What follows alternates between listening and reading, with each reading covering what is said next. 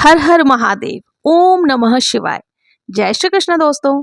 सावन का पावन पवित्र महीना आने ही वाला है और सावन के महीने में थोड़ी सी पूजा अर्चना करने से ही भगवान शिव शंकर अति प्रसन्न हो जाते हैं और मनोकामनाओं को पूर्ण कर देते हैं। तो आज की वीडियो में हम लोग जानेंगे कि सावन के महीने में रोजाना हमें पूजा किस प्रकार से करनी है। देखिए, सावन के महीने में भगवान शिव शंकर का पूजन और अभिषेक किया जाता है क्योंकि हमें रोजाना भगवान शिव शंकर की पूजन करनी होती है। तो रोजाना की चौकी लगाना संभव नहीं हो पाता। आप अपने घर के मंदिर में ही या मंदिर के सामने ही पूजा कर सकते हैं। उसके लिए हमें क्या करना है, एक थाली ले लेनी है।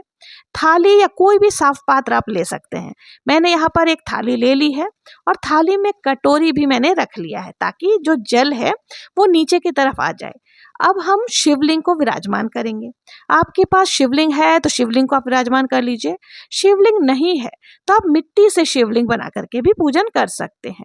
पूजा विधि एक जैसी ही रहेगी और मिट्टी से आप शिवलिंग बनाकर यहाँ पर शिवलिंग को विराजमान कर लेंगे। और जब भी आप शिवलिंग को विराजमान करें तो शिवलिंग की जो जलहरी है वो उत्तर की दिशा की तरफ होनी चाहिए। तो यहाँ पर हमने शिवलिंग को विराजमान कर लिया है। उसके बाद हाथ जोड़ करके हमें संकल्प करना है कि हे भगवान भोलेनाथ, आज मैं आपकी पूजा कर रहा हूँ या कर रही हूँ, आप मेरी पूजा को स्वीकार करें और कोई कमी रह जाए तो क्षमा करें। इस तरह से पहले हमें संकल्प करना है। उसके बाद हम पूजा को शुरू करेंगे। तो सबसे पहले हम शिवलिंग पर जल चढ़ाएंगे। तो यहाँ पर मैंने जल चढ़ा दिया है और देखिए, जल में आप गंगा जल जरूर से मिश्रित कर लें। उसके बाद हमें कच्चा दूध चढ़ाना है, फिर हमें एक बार वापस से जल चढ़ाना है। जब भी आप भगवान शिव शंकर का या शिवलिंग का अभिषेक करें तो 3 बार आपको अभिषेक जरूर से करनी है। फिर अब यहाँ पर हम लोग एक देसी घी का या तिल के तेल का दीपक प्रज्वलित कर लेंगे। तो यहाँ हमने दीपक प्रज्वलित कर लिया है। देखिए, स्नान तो हमने करा ही दिया है। अब हमें वस्त्र स्वरूप का लावा समर्पित करना है, यानी कि मौली धागा अगर आपके पास है तो वो समर्पित कर देंगे। फिर हमें यहाँ पर चंदन से तिलक लगाना है। देखिए, चंदन से आप कोई से भी चंदन, सूखी चंदन हो या घिसने वाली चंदन हो, किसी से भी आप तिलक लगा सकते हैं। तो यह हमने तिलक लगा दिया है। अब हमें अक्षत यानी कि साबत चावल समर्पित करनी है। किसी भी पूजन में अक्षत हमेशा साबत ही लेनी चाहिए। तो यहाँ पर हमने अक्षत समर्पित कर दिया है। उसके ऊपर अगर आपके पास काले तिल हैं तो आप वो भी समर्पित कर सकते हैं। किसी विशेष मनोकामना के लिए आप कुछ भी करें तो शिव जी जरूर से उसे ग्रहण कर लेते हैं। तो यहाँ पर हमने तिल भी समर्पित कर दिया है। भगवान शिव शंकर की पूजा में बेलपत्र का बहुत ज्यादा महत्व होता है, तो आपको पूरे महीने शिवलिंग पर बेलपत्र चढ़ाने हैं। आप चाहें तो एक बार में बेलपत्र ला करके रख लें, उसे आप फ्रिज आदि में रख सकते हैं। यदि आपके आसपास में बेलपत्र का पेड़ है तो आप रोजाना भी वहां से ला सकते हैं। और देखिए, बेलपत्र को जब भी हम चढ़ाते हैं ना, तो जो बेलपत्र का चिकना वाला भाग होता है वो शिवलिंग पर स्पर्श करना चाहिए। इस प्रकार से हमें बेलपत्र समर्पित करनी है। और आप देखिए, आप कितनी भी संख्या में बेलपत्र समर्पित कर सकते हैं, 5, 7, 11, 21, 108, जितनी आपके बन पड़े। और बेलपत्र को कभी भी आप कोरा ना चढ़ाएं। अगर पॉसिबल हो तो आप उस पर चंदन से, देखिए कई लोग राम लिखते हैं, कई लोग ओम लिखते हैं, तो आपको जो सही लगे, नहीं कुछ तो तिलक ही लगा करके आपको बेलपत्री यहाँ पर समर्पित करनी है। तो यहाँ पर हमने बेलपत्री समर्पित कर दिए हैं। अब देखिए, शिव जी की जो पसंदीदा वस्तुएं होती है ना, जैसे आंकड़े का फूल हो गया या फिर शमी पत्र हो गए, तो ये चीजें भी आप जरूर से समर्पित करें। तो यहाँ पर देखिए, मेरे पास आंकड़े की फूल तो नहीं मिली मुझे, तो मैंने आंकड़े के पत्ते और यहाँ पर शमी पत्र समर्पित कर दिया है। जो भी आपको मिल जाए आप जरूर से समर्पित करें। अब देखिए, फूल समर्पित करना है तो अगर आपके पास सफेद पुष्प है तो बहुत अच्छा है, तो आप सफेद पुष्प चढ़ा सकते हैं। अगर सफेद फूल नहीं है तो कोई दिक्कत नहीं है, जो पुष्प आपको मिल जाए उसी से आपको यहाँ पर पूजन कर लेनी है। तो यहाँ पर हम फूल सभी को समर्पित कर देंगे। यहाँ पे फूल चढ़ा दिया है। अब देखिए, हमें भोग लगाना है।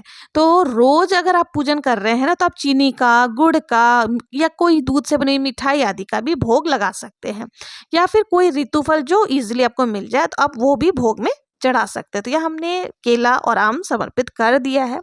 अब देखिए, दक्षिणा हमें जरूर से चढ़ानी है। आप चाहे पूरा महीना पूजा करें तो भी आपको कम से कम या ज़्यादा से ज़्यादा दक्षिणा जरूर से अपने सामर्थ्य के हिसाब से चढ़ाना है। इसके साथ ही देखिए, दीपक का भी पूजन हमें जरूर से करना है। जब हमने चंदन लगाया तो दीपक की भी हमने पूजन कर ली थी। अक्षत वगैरह सब कुछ हमने समर्पित कर दिया है। अब उसके बाद हमें देखिए बहुत ही प्रेम पूर्वक आरती करनी है। तो यहाँ पर हम गणेश जी की आरती करेंगे, शिव शंकर की आरती करेंगे। और जब भी आप पूजा करें ना तो पूरी पूजा के दौरान आप अपने मन में ओम नमः शिवाय का जाप जरूर से करें। इस तरह से हम सुबह सुबह ये पूजा कर लेंगे। सावन के पूरे महीने में इसी तरह से हमें पूजा करनी है। फिर हाथ जोड़ करके पूजा में रही कमियों के लिए क्षमा याचना कर लेनी है और अपनी मनोकामनाओं को पूर्ण करने के लिए भगवान जी से प्रार्थना करेंगे। तो इस तरह से हम सावन के महीने में बहुत ही सरल तरीके से पूजन घर पर भी कर सकते हैं। पूजा करने के बाद जो आपने भोग प्रसाद चढ़ाया है, फल चढ़ाया है, वो घर में सभी सदस्यों को आप बांट सकते हैं। प्रसाद के रूप में आप पूरे परिवारजन में ये बांट सकते हैं। अब देखिए दक्षिणा जो है ना, अगर आप दक्षिणा को इकट्ठा करके आपको रख लेना है। पूरे महीने अगर आप पूजन कर रहे हैं तो पूरे महीने दक्षिणा को आपको इकट्ठा कर लेना है और जब आखिरी दिन आप दान करेंगे ना, उद्यापन करेंगे, उसी में आप दक्षिणा को भी दान स्वरूप दे सकते हैं। अगर आप सोमवार को पूजन कर रहे हैं या किसी एक आध दिन पूजन कर रहे हैं तो उस दिन की दक्षिणा को आप फिर उसी दिन दान कर दीजिएगा। और जो भी आपने फूल पत्ते आदि चढ़ाए हैं, ये सारे फूल पत्ते पूजा के बाद आपको दीपक जब शांत हो जाए उसके बाद किसी भी गमले में डाल देना है। इनका खाद बन जाता है।